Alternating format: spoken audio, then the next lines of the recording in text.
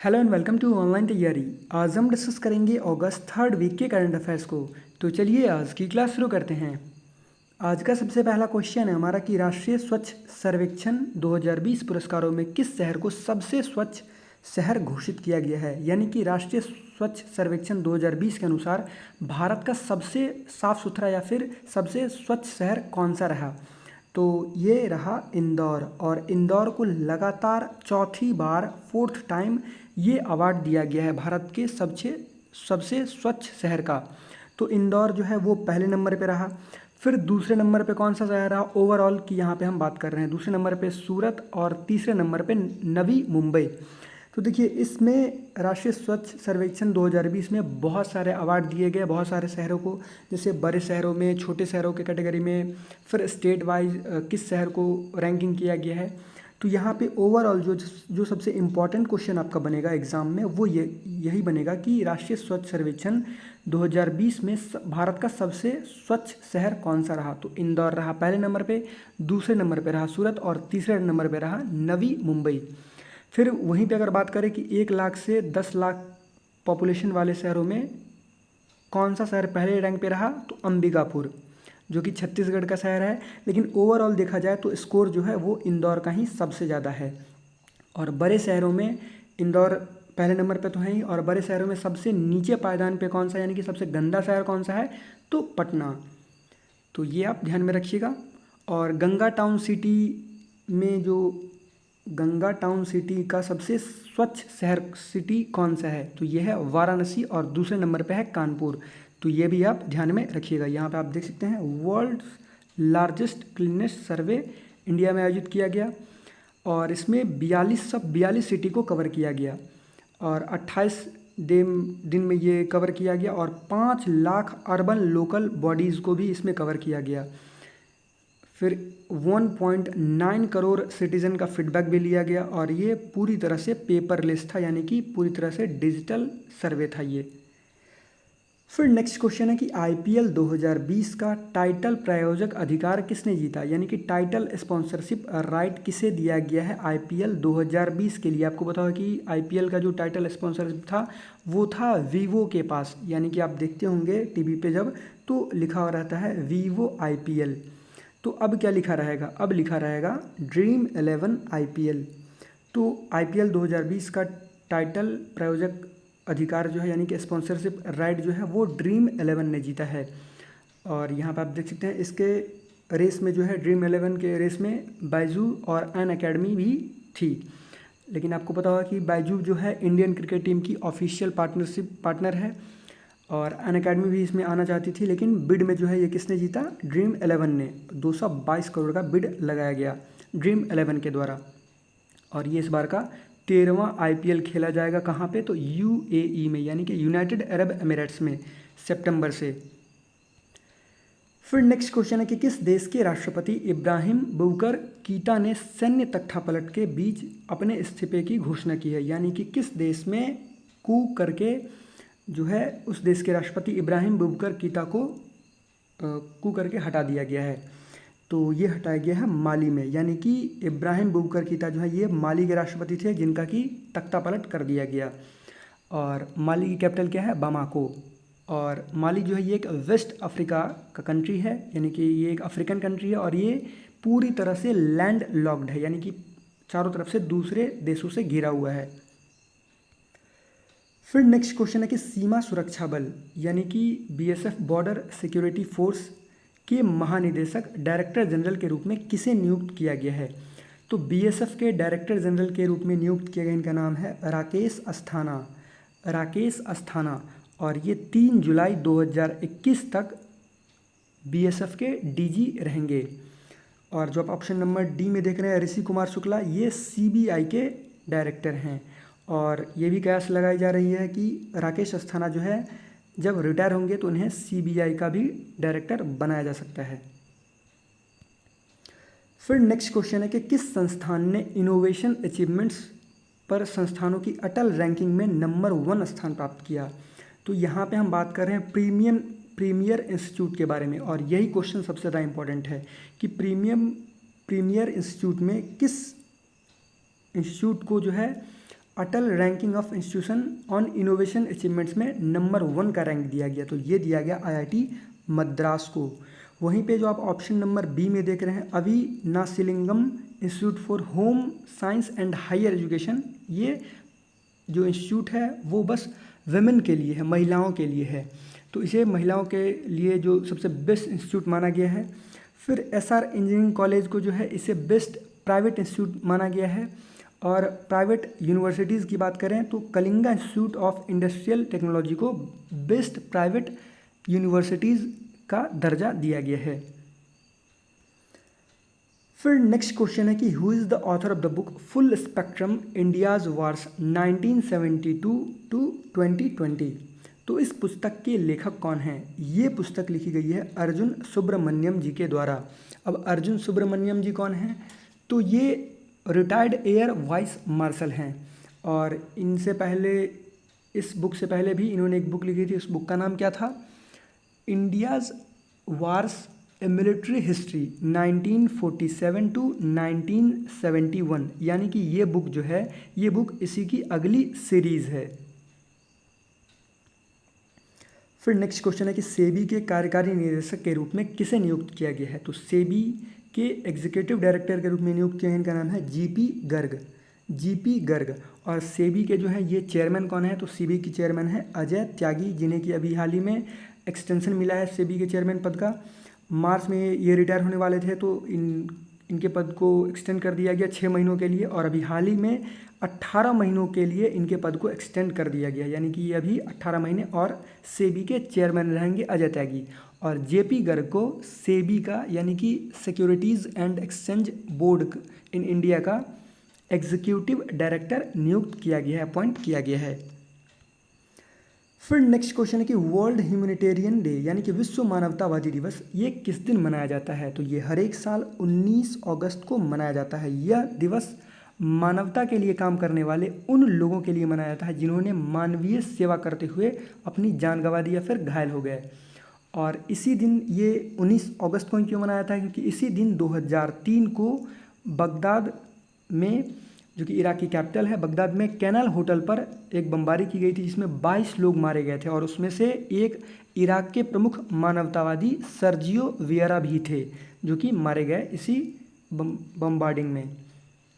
तो world humanitarian day ये किस दिन मनाया जाता है? 19 अगस्त को। फिर नेक्स्ट क्वेश्चन है कि आतंकवाद के पीड़ितों के लिए अंतर्राष्ट्रीय स्मरण और श्रद्धांजलि दिवस ये किस दिन मनाया जाता है? यानी कि जो आतंकवाद से हर वक्त पीड़ित रहते हैं, हर एक कंट्री में टेररिज्म है, और जो लोग आतंकवादी के द्वारा मार दिए जाते हैं, उनके कारणों के चलते मर जाते हैं, उनके लिए एक अंतर्राष्ट्रीय स्मरण और श्रद्धांजलि दिवस किस दिन मनाया जाता है? तो ये दिवस मनाया जाता है हर एक साल 21 अगस्त को। अभी आपको बताओ कि अभी हाल ही में 24 अगस्त को, ये वीडियो मैं रिकॉर्ड कर रहा हूँ 25 अगस्त को, तो कल ही 24 अगस्त को ही फिलीपींस में एक बॉम्ब अटैक हुआ, और जिसमें 10 लोग मारे गए। तो ये भी एक आतंकवाद की घटना ही है, तो ये आप ध्यान रखिएगा। International day of remembrance and tribute to the victims of terrorism is observed on 21 August. फिर नेक्स्ट क्वेश्चन है कि international day commemorating the victims of acts of violence based on religion और बिलीफ, यानी कि रिलीजन और belief के नाम पर जो लोग मार दिए जाते हैं, वायलेंस जो आप सुनते होंगे, मॉब लिंचिंग हो जाती है कहीं पे, या फिर धार्मिक हिंसा, मंदिर मस्जिद के लिए झगड़ा, हिंदू मुस्लिम राइट्स, तो इसलिए इसके चक्कर में जो लोग मर जाते हैं या फिर घायल हो जाते हैं, तो उनको याद करने के लिए एक डे मनाया जाता है। ये किसे मनाया जाता है? ये हर एक साल 22 अगस्त को मनाया जाता है, तो ये भी इम्पॉर्टेंट है, ध्यान में रखिएगा। फिर नेक्स्ट क्वेश्चन है कि मेघालय के नए राज्यपाल के रूप में किसे नियुक्त किया गया है? तो मेघालय के नए राज्यपाल के रूप में नियुक्त किया, इनका नाम है सत्यपाल मलिक, सत्यपाल मलिक। और इन्होंने किसका स्थान लिया है? तथागत रॉय का। और मेघालय के सीएम कौन है? कोनराड संगमा। फिर नेक्स्ट क्वेश्चन है कि टोक्यो ओलंपिक 2020 के लिए भारतीय टीम का आधिकारिक प्रायोजक, यानी कि ऑफिशियल स्पॉन्सरशिप जो है, ये किसे दिया गया है? टोक्यो ओलंपिक जो है जुलाई से अगस्त तक होगा, कहाँ पे? टोक्यो में, जापान में। और इसके लिए 2020 से यहाँ पे 2021 समझिए। तो भारतीय टीम के लिए ऑफिशियल स्पॉन्सरशिप राइट जो है ये किसे दिया गया है, किसने जीता है?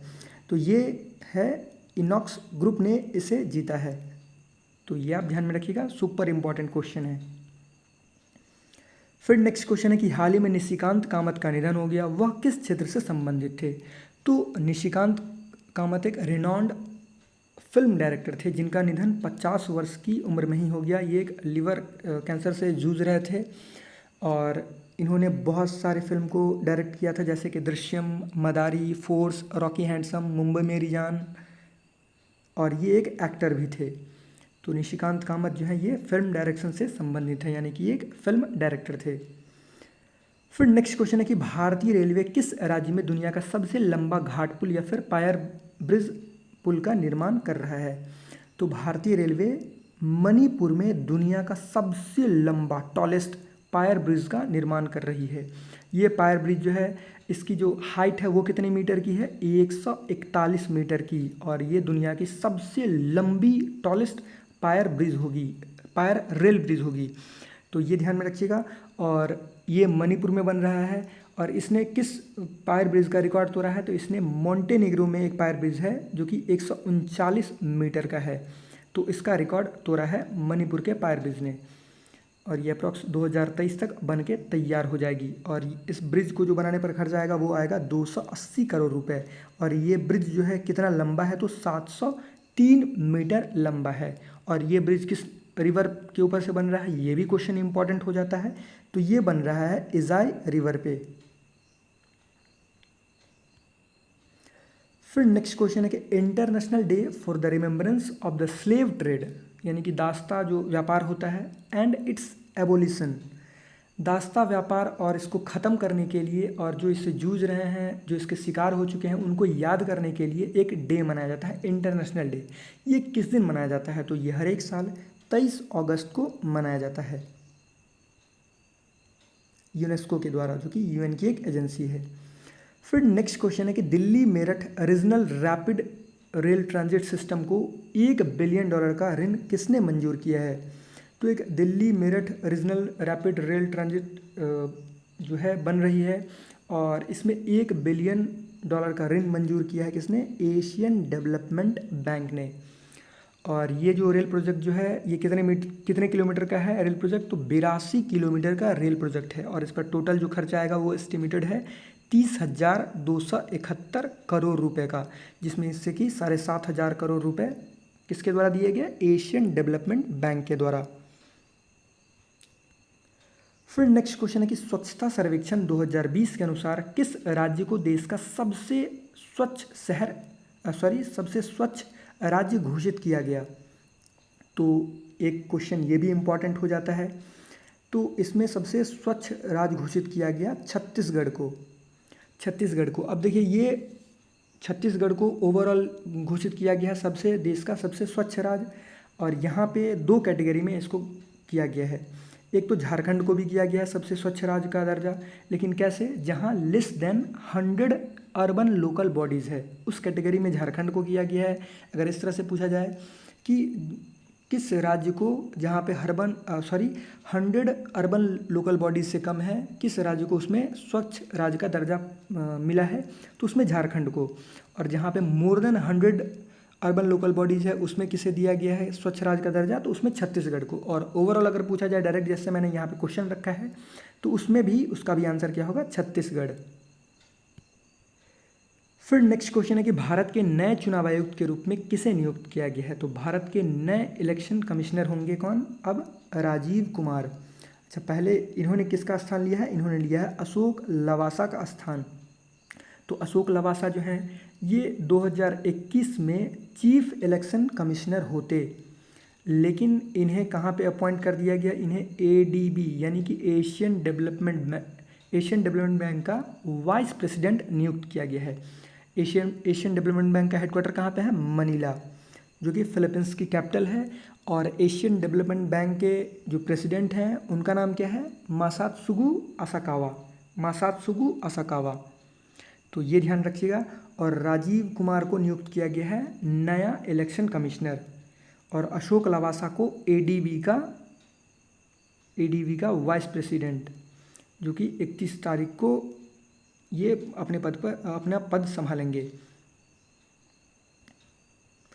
फिर नेक्स्ट क्वेश्चन है कि डोमिनिकन रिपब्लिक के नए राष्ट्रपति कौन बने हैं। ये एक कैरेबियन नेशन है, वैसे नॉर्थ अमेरिका का ही पार्ट है। तो डोमिनिकन रिपब्लिक के नए राष्ट्रपति कौन बने हैं? लुई एविंडर।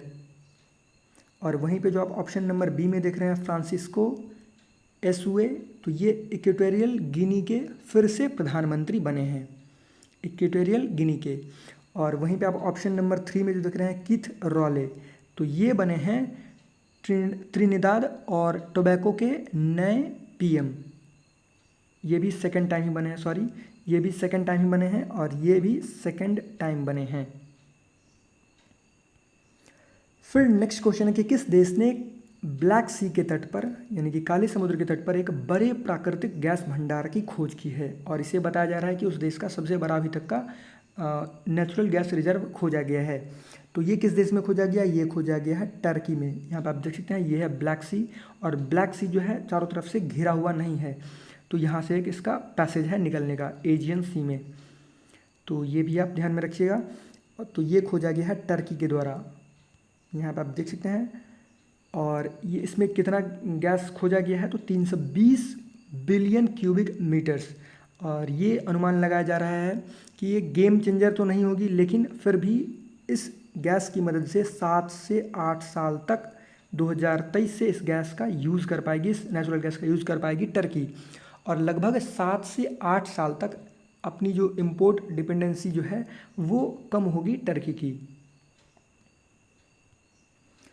फिर नेक्स्ट क्वेश्चन है कि US India strategic partnership forum द्वारा लीडरशिप अवार्ड 2020 से किसे सम्मानित किया जाएगा? तो इस अवार्ड से सम्मानित किए जाएंगे आनंद महिंद्रा और शांतनु नारायण। आनंद महिंद्रा और शांतनु नारायण।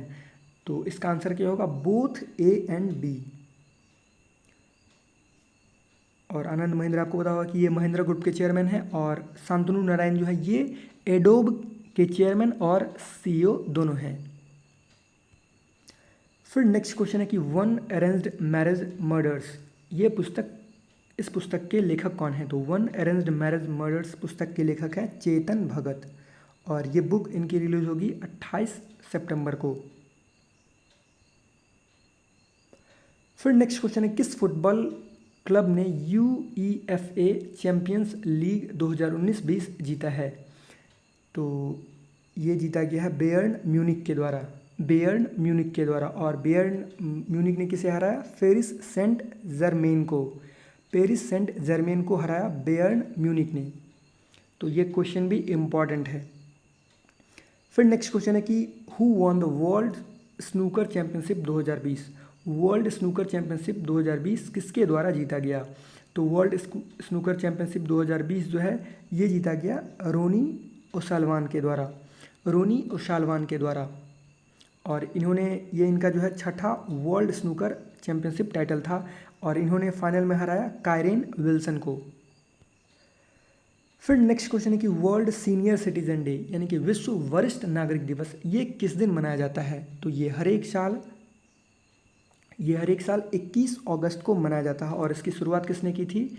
अमेरिका के पूर्व राष्ट्रपति रोनाल्ड रीगन ने, जो बुजुर्गों के साथ जो दुर्व्यवहार होता है उसके लिए आवाज़ उठाने के लिए, उनके राइट्स के लिए आवाज़ उठाने के लिए ये दिवस मनाया जाता है 21 अगस्त को।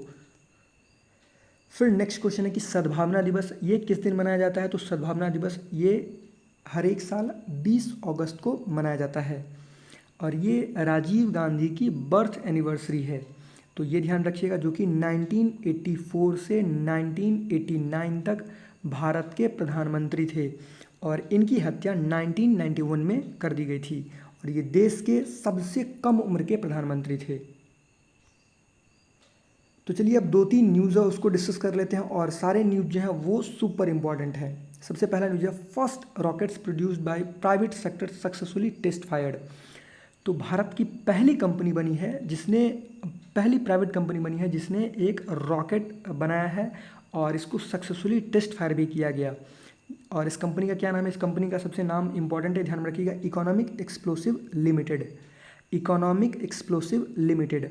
और इसको टेस्ट फायर किया गया पिनाका रॉकेट को यूज़ करके। कहाँ पे? तो पोखरण टेस्ट रेंज में। तो ये इम्पॉर्टेंट है क्योंकि भारत की पहली प्राइवेट सेक्टर कंपनी है, मेक इन इंडिया से इसमें बढ़ावा मिलेगा, तो इसीलिए इसको आप ध्यान में रखिएगा।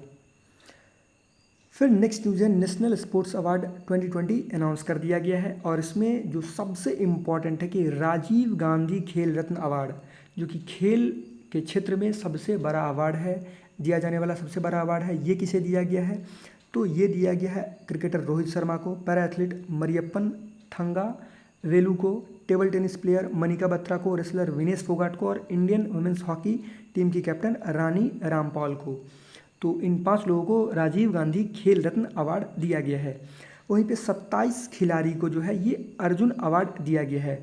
अर्जुन अवार्ड जो है या फिर राजीव गांधी खेल रत्न अवार्ड जो है ये उन लोगों को दिया जाता है, नेशनल स्पोर्ट्स अवार्ड के कैटेगरी में ये अवार्ड आती है, और उन लोगों को दिया जाता है जिन्होंने पिछले 4 साल में उनका बहुत ही अच्छा कैरियर रहा हो, उनका परफॉर्मेंस जो है वो बहुत ही अच्छा रहा हो। तो अर्जुन अवार्ड जो है इस बार 27 लोगों को दिया गया। तो यहाँ पे आप उनका नाम देख सकते हैं, पॉज करके आप एक बार पॉज कर लीजिए और इनका नाम ध्यान में रख लीजिए। फिर यहाँ पे आप देख सकते हैं lifetime category Dronacharya award will be given to Dharmendra Tiwari for archery, Purushottam Rai for athletics, Shiv Singh for boxing. तो ये इन्हें द्रोणाचार्य अवार्ड दिया गया। ये सारे कोच हैं। फिर in regular category Dronacharya award will be given to Jude Felix, Sebastian for hockey, Yogesh Malviya for mallakhamb, Jaspal Rana for shooting, Kuldeep Kumar Handoo for wushu and Gaurav Khanna for para badminton. तो ये जो सारे अवार्ड हैं वो आप पॉज करके एक बार स्क्रीनशॉट ले लीजिए और फिर ध्यान में रखिएगा। फिर नेक्स्ट न्यूज़ है कि इंडिया एंड AIIB यानी कि Asian infrastructure investment bank sign $500 million loan agreement for Mumbai urban transport project 3। तो इंडिया और एशियन इंफ्रास्ट्रक्चर इन्वेस्टमेंट बैंक ने साइन किया है एक loan agreement $500 million American dollar का, किसके लिए? मुंबई अर्बन ट्रांसपोर्ट प्रोजेक्ट तृतीय के लिए। और ये जो लोन है वो नेटवर्क कैपेसिटी को बढ़ाएगी, सर्विस क्वालिटी को बढ़ाएगी और सेफ्टी सब अर्बन रेलवे सिस्टम की जो मुंबई में है उसकी सेफ्टी को बढ़ाएगी। तो ये वीडियो का अंत। आई होप आपको ये वीडियो अच्छा लगा हो, और अगर आपको ये वीडियो अच्छा लगा हो तो प्लीज़ वीडियो को लाइक कीजिएगा, इस वीडियो को शेयर कीजिएगा और हमारे चैनल ऑनलाइन तैयारी को सब्सक्राइब कीजिएगा, जिससे आपको हमारी आने वाली वीडियो मिलती रहे। धन्यवाद।